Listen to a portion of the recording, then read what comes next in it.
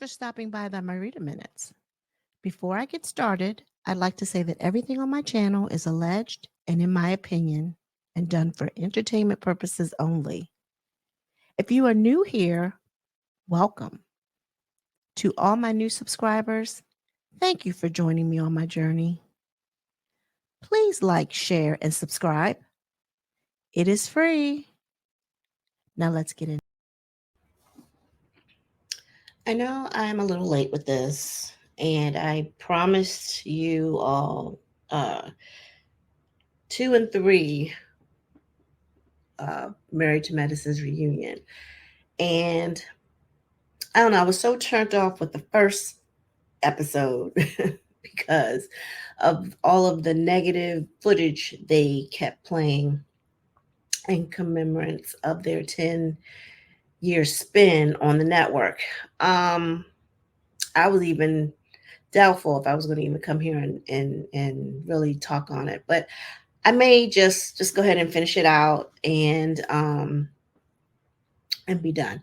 So I'm basically going on sheer memory because I didn't take any notes, and I kind of know what happened on both episodes. May not be in the correct order, but I'll speak on each as I remember them, and I won't take anything but a Marita minute because this is going to be real quick.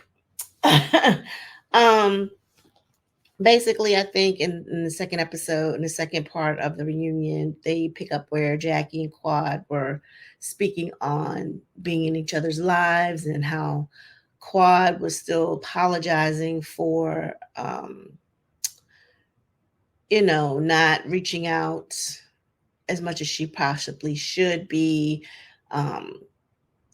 Dr. Jackie was basically saying, we're not in your life. We don't know what's going on with you.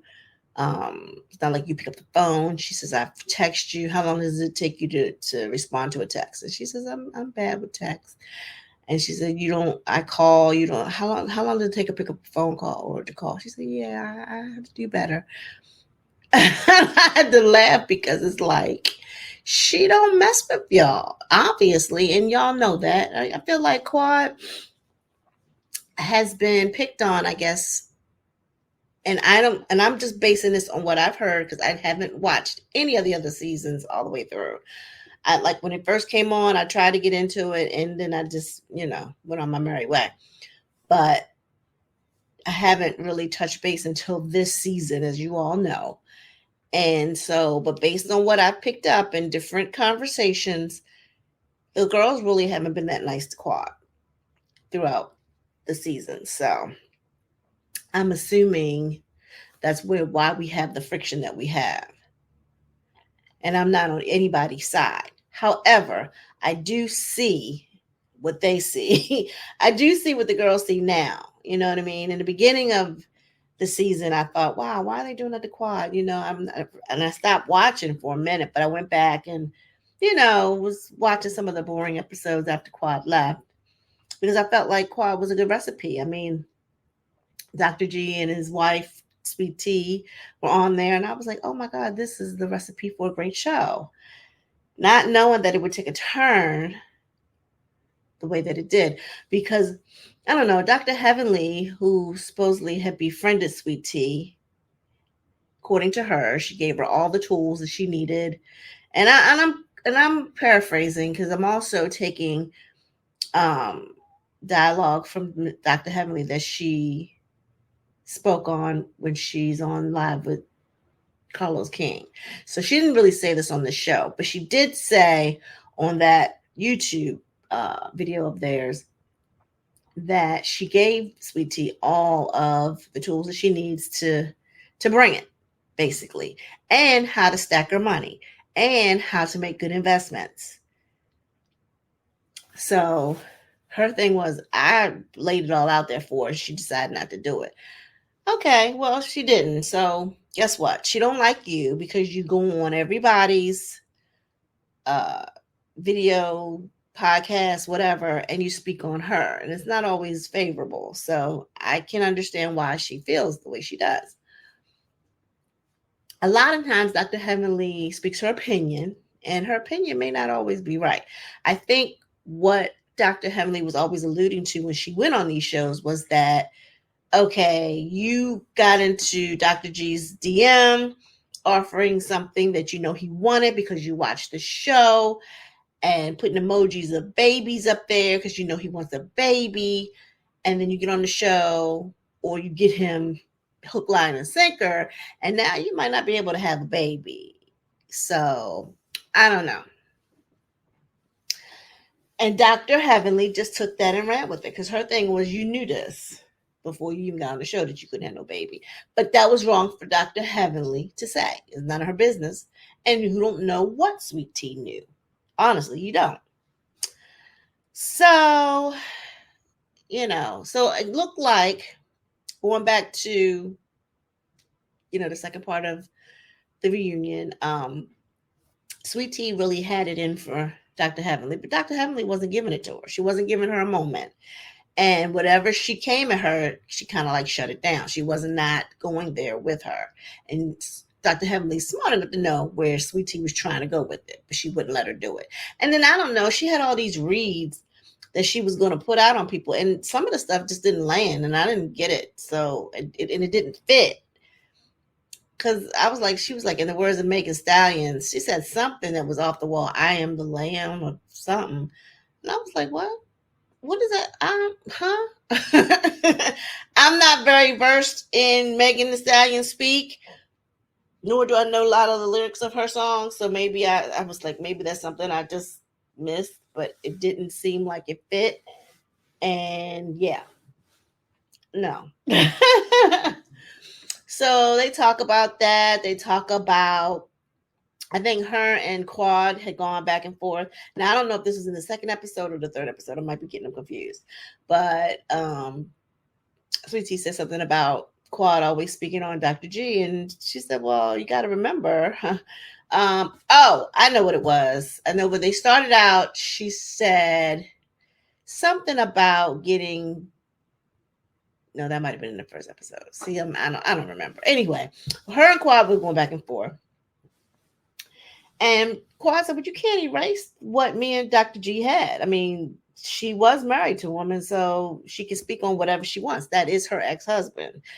And I don't know what Sweet Tea thought was going to happen when she got on the show, because her thing was, she thought that when she came on the show that she would be, accepted open arms by the other ladies because she is now the wife. Well, why did you think that? Because you thought they didn't really like Quad? I don't know what you were basing that on. Like, okay, here's the new and improved Mr. Lansford, Mrs. Lansford, or whatever his last name is. I don't know where you were going with that. People have to like you for you, not because of who you're associated with, or you're trying to put me up against or aside from Quad.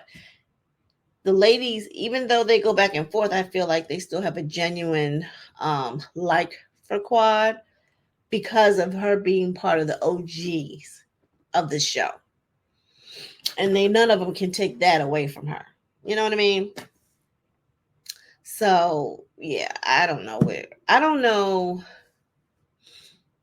where Sweet Tea was going with that. And also, she said that Quad speaks on her and Dr. Heavenly speaks on her. And Quad basically said, I speak on what, after somebody asked me a question about you, she said, I don't bring you up. And she said, but you speak a lot. She said, only because I'm asking a question. It was like she had to be told over and over again as to why they said the things that they said. Even Dr. Heavenly said, are you not listening to me? I told you. It's like she wanted to have a moment. It was like she was trying so hard to have a moment, but it just didn't pan out. And she wanted to go after the two heavy hitters, Quad and Heavenly. But I suggest that she don't go after Heavenly, because Heavenly will read her for filth.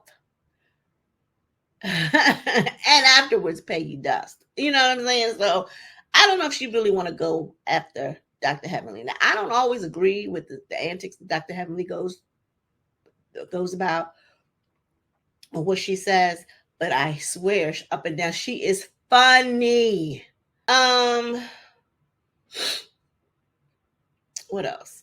They talked to the men on their own. Andy had the nerve to ask Dr. G how it felt to be on the same platform as his ex-wife, along with his new wife. And he kind of tried to look like, and gave you like this impression like he wasn't really, like he was a little little hesitant and wanting to be in the same space as Quad, and and how it made him feel uncomfortable and things of that nature. And I'm thinking to myself, well, you came on the show knowing that she was already there. So I don't understand that. That's a bunch of bull crap. Okay. I think you came on the show and you wanted to throw something in Quad's face. And it kind of like didn't pan out the way you anticipated, because Quad didn't have no animosity to Sweet Tea. And Sweet Tea wanted to be her friend. If you look at the episode where Quad supposedly crashes her bridal shower, her thing is, come here, sit next to me, Quad.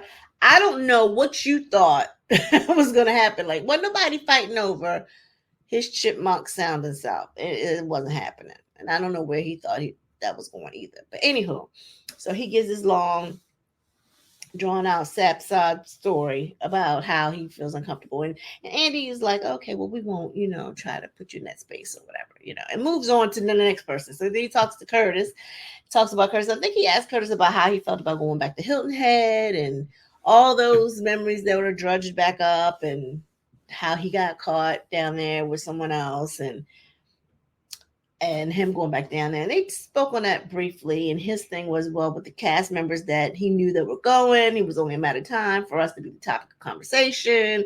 And he really didn't want to be a part of that. But I think they handled it all like, I think they all handled it like adults, really. I mean, it was a topic, but they didn't stay on it, And I think that was when Sweet Tea went down there and went off on Dr. Jackie and told her F you, and called her a biatch, as Dr. Jackie says. And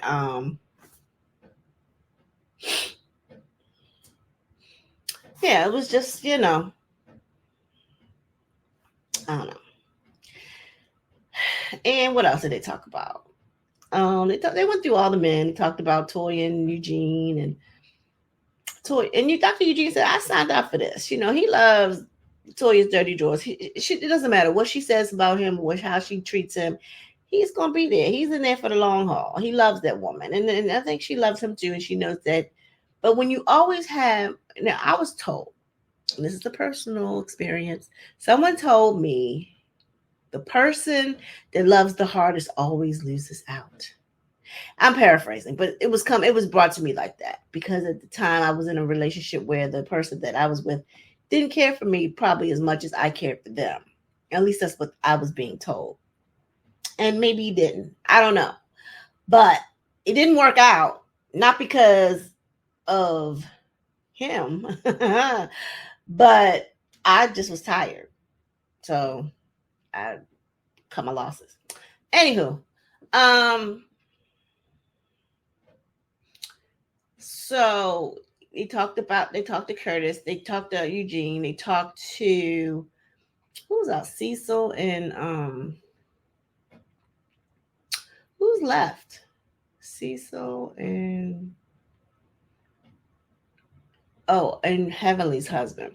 I can't remember what he asked them. I mean, it wasn't that serious, because they haven't really, Heavenly's husband really isn't on the show like that. So I don't even know why he was even at the, I guess he was just there for support, because he don't really be on the show like that for real. That's her. I think she basically says that he's here to support me. So they finish talking to the men, come out with the ladies, and I think Dr. Alicia comes out with her husband, and they talk about, the dynamic of their marriage. And her thing was, I love being a mom. He don't have to really do anything. And that's because that's what I like to do. And, I guess I really don't care about them too. And, her husband has his preconceived notions about American women and how they're too, I guess I'm paraphrasing. I guess they're too dominant in the relationship. His thing is, it's always got to be somebody who's going to lead. You can't be 50-50. How do you, compromise or whatever? It's always got to be someone that's 51-49. Well, it doesn't always have to be the same person as that's bending to the other one's will. It's not always that one person that's going to designate that. You're going to have to compromise.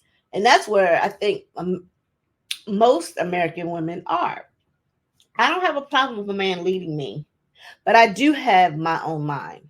And if I see that where he's leading me is straight to hell, I ain't going. Okay. God has given you your own brain to think the way you want to think. Now, granted, I understand the dynamic of a household and someone leading the household, you got kids and all that kind of stuff. But at the same time, you got two people. Now, back in the day, when the man was the breadwinner and he was the only one pretty much working, and the woman was home, take care of the kids and doing it, even though you still work, it wasn't considered as the same level or same thing as the man. But now women are out here doing the same thing, if not more. And you mean you still want them to be 49%?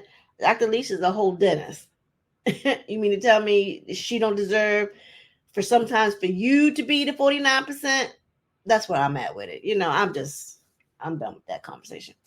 So then somebody looks and says, and I think I'm combining both second and the third together because I don't really remember. It's been a minute. So then I'm sorry. And because I wasn't really into it, actually. I wasn't really into it. I was like turned off after the first one and just really didn't get into it. I watched it just because I wanted to see what was going on, but I didn't take any notes. But anyway, to make a long story short, somebody looks and sees there's an extra chair,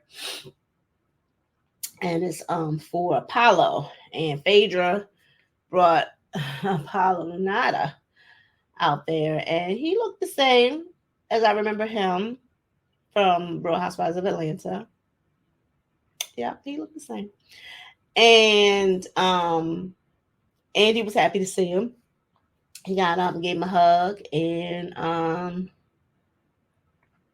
that was basically it. He talked about him and Phaedra and how they had a great co-parenting relationship, and how it is what it is. But when he walked out, it was really cool because everybody's eyes was like bucked out of their head, like, oh my, okay, yeah. And you saw Toya, like, oh my goodness, like, look at him, he was suave though, he was clean, you know what I mean?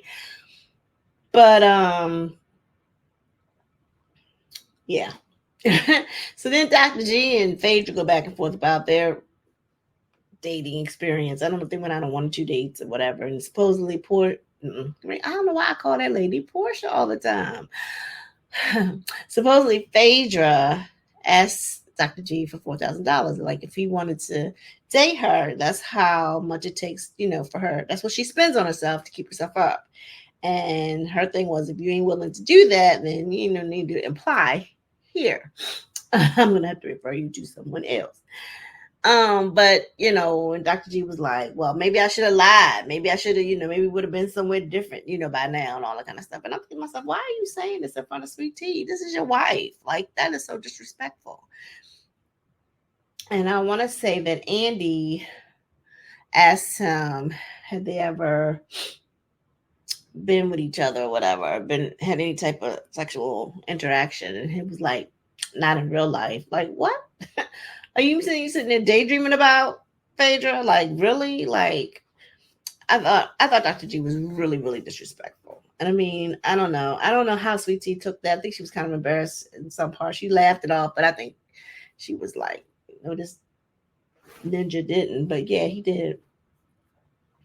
And then Apollo was trying to figure out, well, when did this happen? Because he was trying to get the timeline down. Like, okay, you and her went on a date, and when was this? Like, tell me when this happened. So he wanted to make sure, like, where was I in the midst of you doing all this? Because he'd been dealing with Phaedra since they were in high school. I think they were like high school sweethearts. So it might have been an off period. So, but anywho, so that was pretty much it. I don't know. I hope, I think everybody got their paperwork to come back. I think, according to Dr. Heavenly, everybody pretty much got theirs. She said, she got hers. I don't know. I think Quad may have gotten hers. But Quad did an apology tour. She apologized to everybody. Her thing was, I got to pay for my house. I ain't think about y'all. She said, I will do what I need to do to keep my check because it's all about a check. And they kind of know that. But she's going to have to put on her acting boots, put on her acting hat. Like, even if you know you don't like these women, until you're able to get your own spinoff or get on another show like Phaedra has managed to do, or do the Ultimate Girls Trip or whatever, you know, you need to be on to get that check, then you need to again put on your acting skills. You can pick you can pick a friend and a foe, whoever you feel like you want to go at it with, because you know that's what we're looking for. We're not looking for you to get along with everybody, okay? But don't take it to the point where don't nobody like you again. Have a legitimate reason why this person is a foe. Like, I don't like the way you came in my house and you disrespected, and I don't think I want you back in my house no more. And then go on and then talk about that. I'm just making up something. I don't know, nothing that trivial, but you know what I'm saying? Do that, Quad. That's what I recommend. Well, that's all I have, everyone. And I tried to do it in my Read a Minute. Please like, share, subscribe, and leave a comment down below. Everyone be blessed. Peace.